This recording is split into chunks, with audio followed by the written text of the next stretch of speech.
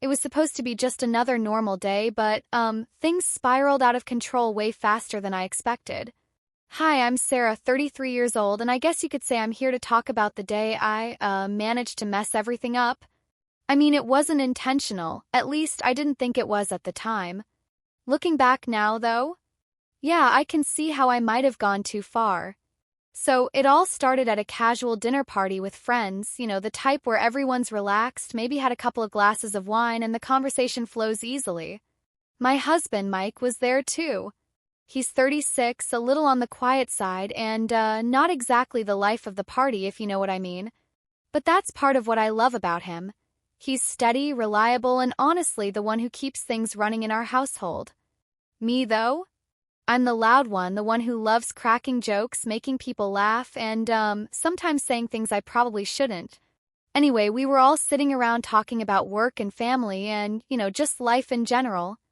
I don't even remember how it started, but somehow I ended up joking about how I'm the one holding everything together at home.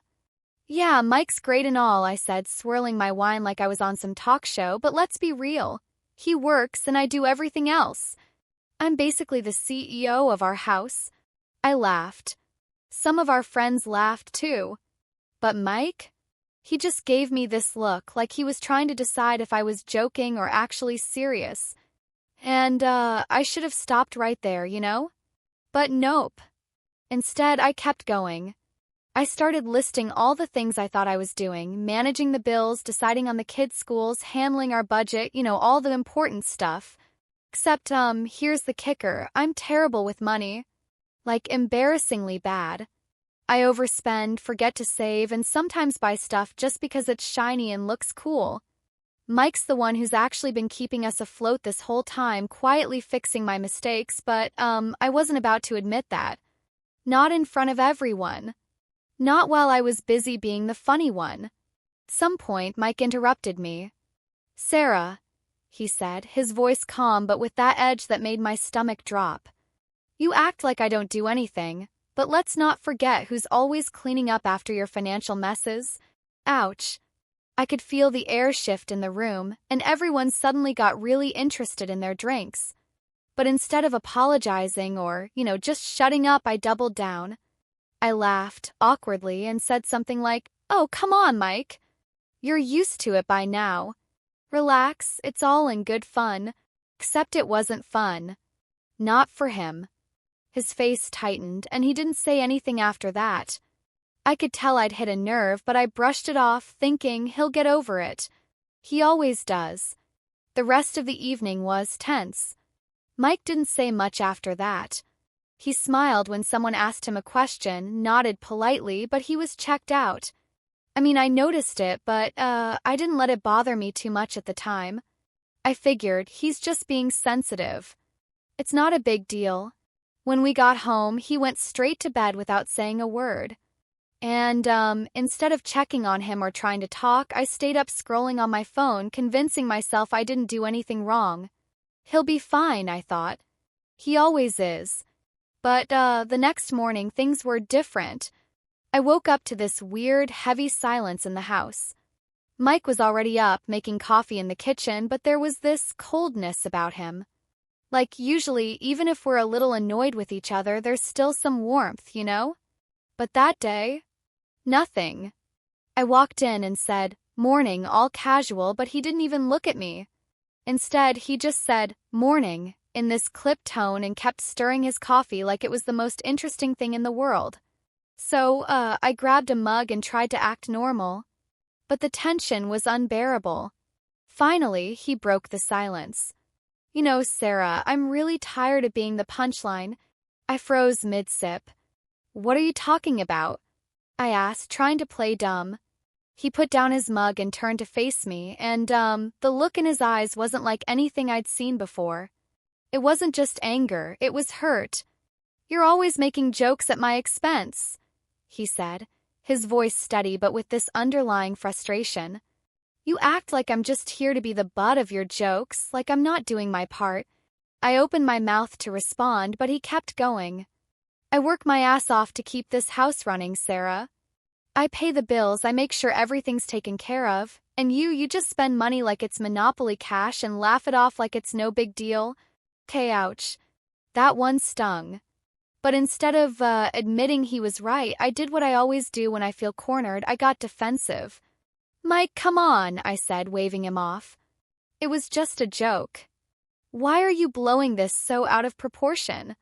His jaw clenched, and he let out this short, bitter laugh. Blowing it out of proportion, he repeated. Do you even hear yourself right now? You don't take anything seriously. Not me, not our finances, not this family. Now I was mad. I mean, yeah, maybe I'd crossed a line, but was it really that bad? So I shot back with, well, maybe if you loosened up a little, I wouldn't have to make jokes all the time. The second the words left my mouth, I knew I'd screwed up. The look on his face, ugh, I can't even describe it. It was like I'd just confirmed every negative thought he'd ever had about himself. But instead of apologizing, I crossed my arms and stood there, waiting for him to, argue back or something. But he didn't. He just nodded like he'd finally made a decision and said, Okay, Sarah. If that's how you feel, then I guess there's nothing left to talk about. And then he walked out of the kitchen. And I just stood there, holding my coffee like an idiot, trying to figure out what had just happened. I mean, this wasn't the first time we'd argued, right? Usually we'd cool off, maybe talk about it later, and things would go back to normal. So, I told myself that's what would happen this time, too. He'll get over it, I thought. He just needs to blow off some steam. But the thing is, he didn't. That evening, he barely said a word to me. He spent most of the night in the office, and when he finally came out, he went straight to bed without even looking my way. And, I could feel it. The distance. I tried to ignore it, though. I distracted myself with the kids, with my phone, with, anything that would keep me from thinking about how badly I'd messed up. The next day was worse. I woke up to find a note on the fridge. I took $300 from savings for the car. Just thought you should know since I'm the only one putting money into it. Petty. So petty. I crumpled up the note and threw it in the trash, but it stayed with me all day. I couldn't stop thinking about it. And, it wasn't just the note. It was the tone, the implication that I wasn't pulling my weight. Over the next few days, things just kept escalating. If I ordered takeout, he'd make a comment like, "Whose money are you using for that?" If we were out grocery shopping, he'd pick the cheapest option and say, "Guess we gotta save where we can, right?" I tried to laugh it off, but, it wasn't funny. It was exhausting. I texted my best friend Rachel to vent about it. "Girl, Mike is so in his feelings right now," I wrote. "I think he's just jealous that I finally make more money than him." I expected her to, back me up or tell me he was being dramatic. But instead, she hit me with, "Are you sure you're not being a little selfish, though?" Oof. That one hit harder than I wanted to admit. I typed out this whole long message defending myself, explaining why I wasn't wrong, but, I ended up deleting it. Because deep down, I knew she wasn't entirely wrong. But I wasn't ready to admit it. Not yet. A couple of nights later, we were driving home from his mom's house. Car ride was quiet, uncomfortably quiet. And then, out of nowhere, Mike asked, "Do you think I'm holding you back, Sarah?" My stomach dropped. I didn't know how to answer, so I kind of shrugged and said, I didn't say that, but maybe a little? The second it came out of my mouth, I wanted to take it back. But it was too late. Mike didn't say another word for the rest of the ride. When we got home, he went into the bedroom and started packing a bag. "Wait, what are you doing?" I asked, my voice shaking. He looked up at me, calm but with this finality in his eyes. "I'm going somewhere. I don't have to feel like I'm holding you back." And just like that, he was gone. Stood there in the hallway, staring at the door after it closed behind him, like somehow he'd just walk back in and say, "Gotcha!" But, he didn't. The house was so quiet, it almost felt suffocating. I sat down on the couch, my hands trembling, and grabbed my phone. I stared at the screen for what felt like hours, trying to decide if I should call him. But what would I even say? Come back? I didn't mean it. The words felt too small for the damage I'd done. Instead, I texted him. Are you really doing this? Can we just talk? No reply. Not that night. The next morning, I woke up hoping, maybe he'd come back while I was asleep. Maybe he just needed to cool off. But no. His side of the bed was untouched, and his toothbrush was gone. That one hit me hard, his toothbrush. It was like a small, stupid sign that he wasn't planning on coming back anytime soon. I spent the day in this weird limbo trying to keep busy, but nothing worked. Kids were at school and the house felt so empty. I tried calling him again. No answer. Then, around lunchtime, his sister Hannah texted me. Mike's staying at Mom's for now. He just needs some space. Please respect that. Respect it? I wanted to scream. How was I supposed to respect space when my husband had just walked out on me? I typed out a response. I just want to talk to him. Can you ask him to call me? She read it but didn't reply. The next few days were torture. Every time my phone buzzed, my heart jumped. But it was never him. It was always some random notification or a text from a friend who had no idea what was going on. By day 3, I was spiraling. I kept replaying everything I'd said to him in my head. The jokes, the jabs, the little digs I thought were harmless at the time. They weren't harmless, though. They were cutting, and I didn't even see it. On day 4, I tried one last time. Called, and for the first time, he picked up. Like, I said, my voice breaking. I'm sorry, okay? I didn't mean it. Can you just come home so we can talk? There was this long pause, and I thought maybe he was considering it. But then he said, Sarah, I don't think there's anything left to talk about. I've been trying for so long to make this work, and you don't take it seriously. You don't take me seriously. I can't keep doing this. I need to think about what's best for me and the kids. And then he hung up. When I put the phone down, I felt like the floor had just dropped out from under me. I sat there, staring at nothing, trying to process what had just happened. This wasn't just a fight. This was different. He wasn't coming back. The days after that phone call were the longest of my life. I felt like I was moving through a fog, barely functioning, just going through the motions. Kids were home now, and I had to put on a brave face for them. They didn't understand why Dad wasn't there, and honestly, I didn't know how to explain it.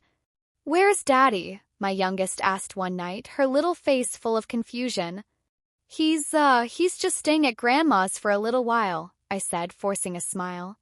But inside, I felt like I was crumbling. Mike didn't text. He didn't call.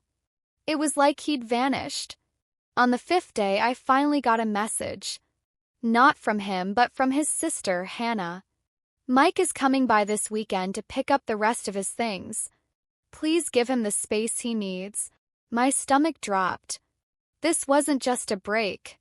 This was final. When Saturday came, I spent the whole morning pacing the house.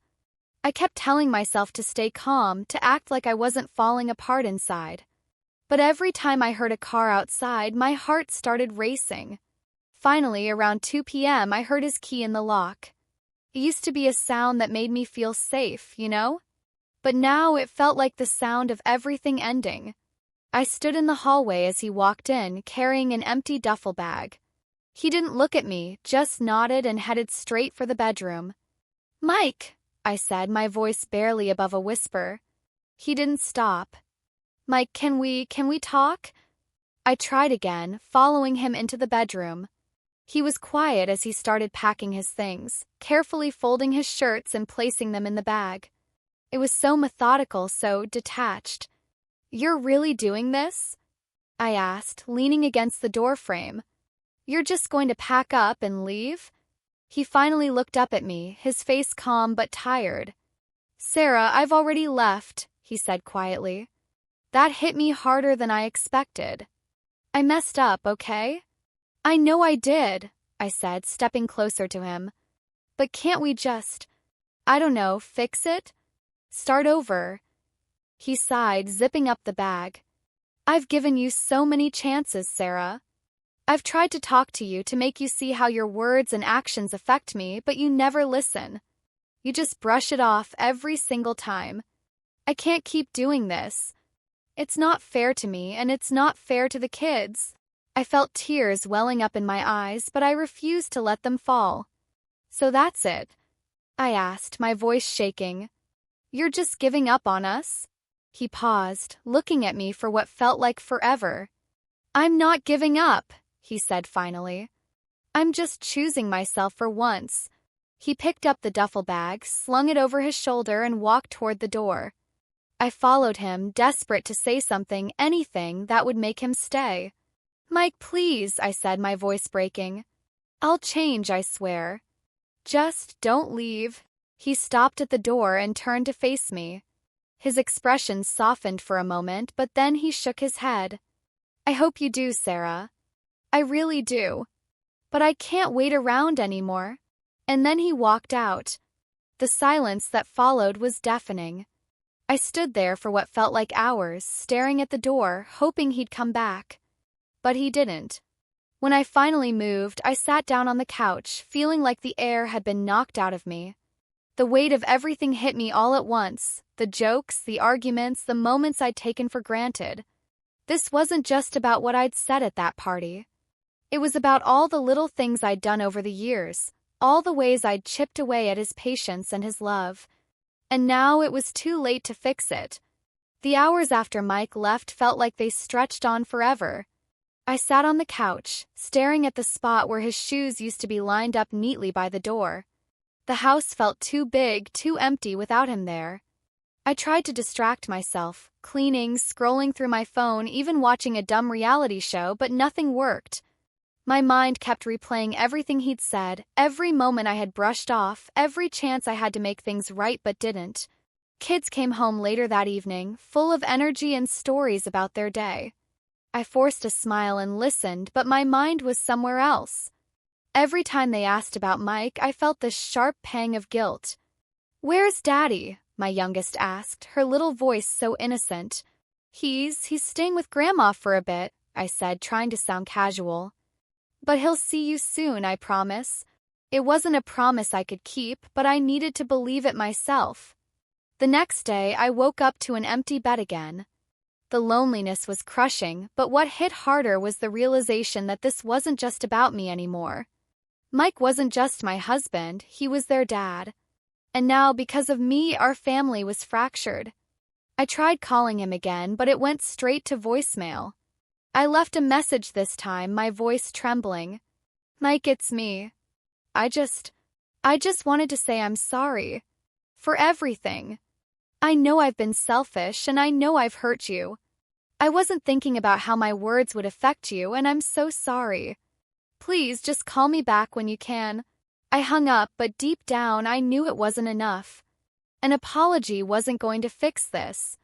A few days later, I got a text from his sister, Hannah. "Mike said he'll come by this weekend to pick up the rest of his things. Let me know if you need help with the kids." That text hit me like a freight train. The rest of his things? He was really moving out. I spent the entire weekend bracing for his arrival, my stomach in knots every time I thought about what I'd say to him. When he finally came, it felt surreal, like I was watching it happen from outside my own body. He didn't say much, just nodded politely and started packing up his stuff. I hovered nearby, wanting to talk but not knowing how to start. "Mike," I said finally, my voice barely above a whisper. Can we at least talk?" He sighed, pausing for a moment. "I don't know what there is to talk about, Sarah. I've said everything I needed to say."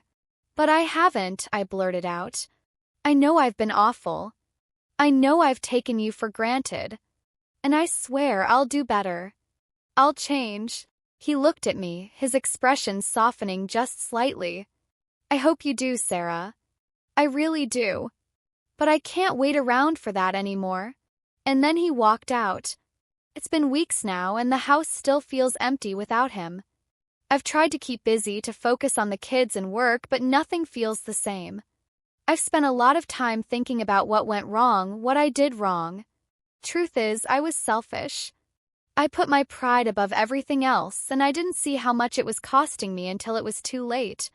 Mike deserved better. And now he's gone. I don't know if I'll ever get the chance to make things right, but if I do, I'll hold on tighter this time. I'll listen more, care more, and stop making excuses for my mistakes.